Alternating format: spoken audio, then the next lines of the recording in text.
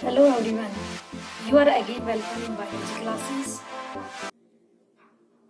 As you know, we have started sequence of digestive system in which we have completed many parts. In that sequence, our today's part of digestive system is small intestine.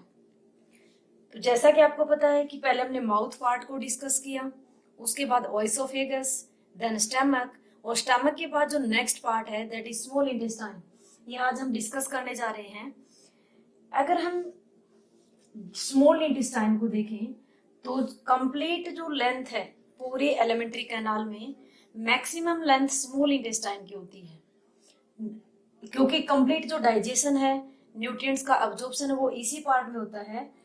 तो इसकी लगभग length जो होती है वो 20 feet के about है, 6 metre कह सकते हैं। And it consist of 3 parts. What are these 3 parts? First part is duodenum, second is jejunum, and third is ileum. तो इसके 3 पार्ट होंगे। फर्स्ट पार्ट क्या है? Duodenum part, jejunum part and ileum part. अगर हम देखें जो फर्स्ट पार्ट है ड्यूडेनम पार्ट बिल्कुल लिटिल बिट पार्ट है, यू शेप में होता है। ये जस्ट इस टाइप से यू शेप होगा, क्योंकि स्टमक के बाद ये ओपन होगा पाइलोरिक स्फिंक्टर के थ्रू। तो इसकी जो लेंथ है वो लगभग 25 सेंटीमीटर होती है। 20 फीट में से ओनली 25 सेंटीमीटर, बिल्कुल ही छोटा सा पार्ट होता है। जेजुनम पार्ट जो है वो लगभग 8 फीट लॉन्ग होता है और हाईली कोइल्ड स्ट्रक्चर है। ये भी क्या है? हाईली कोइल्ड है। अगर हम बात करें इलियम पार्ट की, दैट इज 12 फीट। 20 फीट में से 12 फीट जो है वो इलियम पार्ट है, that is the largest part of small intestine. और ये भी क्या है? Highly coiled structure. अब अगर हम डायग्राम की हेल्प से देखें तो जैसा कि आपको पता है कि ओएसोफेगस के बाद स्टमक पार्ट था, और स्टमक पार्ट एक स्फिंक्टर के थ्रू ओपन हो रहा था जस्ट यू शेप में। This part is duodenum. ये कौन सा पार्ट है? ड्यूडेनम पार्ट है। और जहां से ओपन होता है, क्योंकि आपको पता है स्टमक का ये कौन सा पार्ट था? Pyloric part. और पाइलोरिक पार्ट और ड्यूडेनम के बीच में स्फिंक्टर प्रेजेंट, उसको बोलते हैं पाइलोरिक स्फिंक्टर। और स्फिंक्टर का फंक्शन जैसा कि आपको पता है कि जैसे ही फूड स्मॉल इंटेस्टाइन में एंटर करेगा तो उसके बाद ये बैकफ्लो नहीं हो सकता स्टमक के अंदर, इसलिए यहाँ क्या प्रेजेंट होती है? मस्कुलर स्फिंक्टर्स प्रेजेंट होते हैं, वाल्व लाइक स्ट्रक्चर प्रेजेंट होती है जो ओपन क्लोज होते हैं। अब अगर इसके नेक्स्ट पार्ट की बात करें, firstly I will draw the large intestine, क्योंकि जो हाईली कोइल्ड स्ट्रक्चर है वो लार्ज इंटेस्टाइन के इनसाइड प्रेजेंट होती है। अगर हम लार्ज इंटेस्टाइन को देखें तो this black part is large intestine. जो ब्लैक पार्ट हमने ड्रॉ किया है लार्ज इंटेस्टाइन है, और लार्ज इंटेस्टाइन के अंदर इस टाइप से हाईली कोइल्ड स्ट्रक्चर होती है, और इस हाईली कोइल्ड स्ट्रक्चर को ही क्या बोलते हैं? Small intestine. स्मॉल इंटेस्टाइन का फर्स्ट पार्ट जो है बिल्कुल ही छोटा है, वो ड्यूडेनम होता है, वो लार्ज इंटेस्टाइन के बाहर के साइड प्रेजेंट होता है। और जो जेजुनम और इलियम है वो लार्ज इंटेस्टाइन से कवर्ड रहते हैं। लार्ज इंटेस्टाइन इसको पूरी को कवर कर लेती है। और लार्ज इंटेस्टाइन का जो फर्स्ट पार्ट है इसको बोलते हैं सीकम। क्या बोलते हैं इसको? सीकम। और एक लार्ज इंटेस्टाइन के साथ एक फिंगर लाइक स्ट्रक्चर निकली रहती है, उसको बोलते हैं अपेंडिक्स। वर्मीफॉर्म अपेंडिक्स जो होती है, जो वेस्टिजियल ऑर्गन है, जो पहले फंक्शनल होता था लेकिन अभी प्रेजेंट है लेकिन नॉन फंक्शनल है। और caecum part then lead into colon part. ये लार्ज इंटेस्टाइन का कौन सा पार्ट है? कोलोन। लार्ज इंटेस्टाइन को हम नेक्स्ट लेक्चर में डिस्कस करेंगे डिटेल से, बट अभी इसके थोड़े पार्ट्स देख लेते हैं। पहला पार्ट है जो इलियम पार्ट के साथ कनेक्टेड है, क्योंकि स्मॉल इंटेस्टाइन का ये कौन सा पार्ट है? Ileum part. This part is ileum part, और इलियम पार्ट इसके सीकम पार्ट से कनेक्टेड है। ये वाला पार्ट जो है ये होता है कोलोन, और कोलोन एक बार अपवर्ड मूवमेंट करता है, उसको बोलते हैं असेंडिंग कोलोन। एक बार ट्रांसवर्सली हॉरिजॉन्टली मूवमेंट करता है, ये होता है ट्रांसवर्स कोलोन। और फिर ये डाउनवर्ड प्रेजेंट होता है, इसको बोलते हैं डिसेंडिंग कोलोन।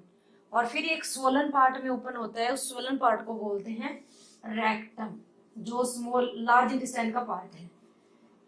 और rectum have a opening known as anus, which is the last part of alimentary canal.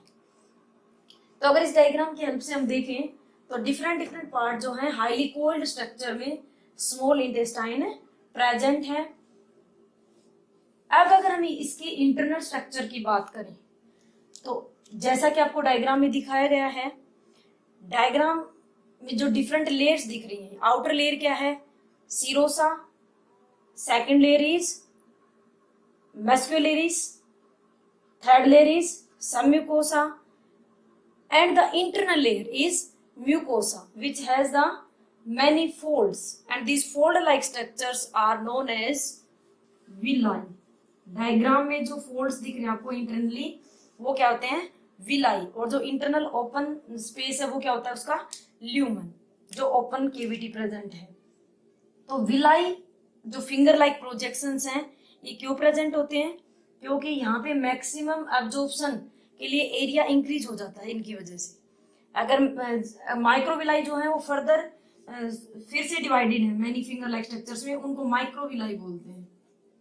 तो विलाई और माइक्रोविलाई दोनों मिलके सरफेस एरिया इंक्रीज करती हैं स्मॉल इंटेस्टाइन में, ताकि मैक्सिमम ऑब्जॉर्प्शन हो, क्योंकि ज्यादा से ज्यादा सरफेस एरिया होगा तो ज्यादा ऑब्जॉर्प्शन होगा, क्योंकि न्यूट्रिएंट्स का कंप्लीट डाइजेशन वहीं होता है। इंटरनल स्ट्रक्चर अब अगर हम इसकी देखें स्मॉल इंटेस्टाइन की, सो इनमें से अगर एक विलाई को हम अनलार्ज करके ड्रॉ करें तो it looks like just a structure which is covered by some cuboidal cells, and these cuboidal cells are known as crypts of Lieberkühn. इन सेल्स को क्या बोलते हैं, क्रिप्ट्स ऑफ लीबर कोहन। अब जो ये क्रिप्ट्स ऑफ लीबर कोहन है ये क्या सिक्रीट करते हैं, ये करेंगे एंजाइम्स प्लस म्यूकस। इंटेस्टाइन के अंदर म्यूकस और एंजाइम्स को सिक्रीट करते हैं।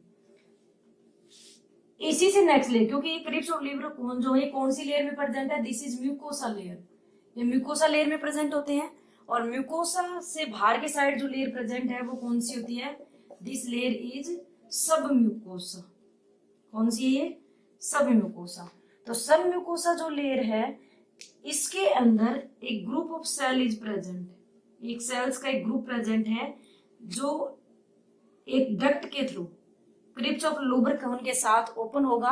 ग्रुप ऑफ सेल है जो सब म्यूकोसा सेल में प्रेजेंट है, और सब म्यूकोसा सेल के अंदर ये एक डक्ट के थ्रू ओपन होगा। कहाँ पे, जहाँ पे क्रिप्स ऑफ लीबर कोहन सेल जो है अपना सिक्रीशन सिक्रीट करती है, वहीं पे इसका सिक्रीशन प्योर होगा। और उस सिक्रीशन जो सिक्रीट करती है ग्रुप ऑफ सेल्स है, इसको बोलते हैं ब्रूनर्स ग्लैंड। क्या बोलेंगे इसको, ब्रूनर्स ग्लैंड्स। और ब्रूनर ग्लैंड जो है वो सिक्रीट करती हैं alkaline watery liquid plus mucus. और दोनों का जो टोटल लिक्विड है उसी को बोलते हैं इंटेस्टाइनल जूस, क्योंकि इंटेस्टाइनल ग्लैंड्स में आते हैं। इंटेस्टाइन के अंदर दो ही ग्लैंड है, crypts of Lieberkühn and Brunner's gland, और दोनों का जो टोटल सिक्रीशन है उसको बोलेंगे इंटेस्टाइनल जूस।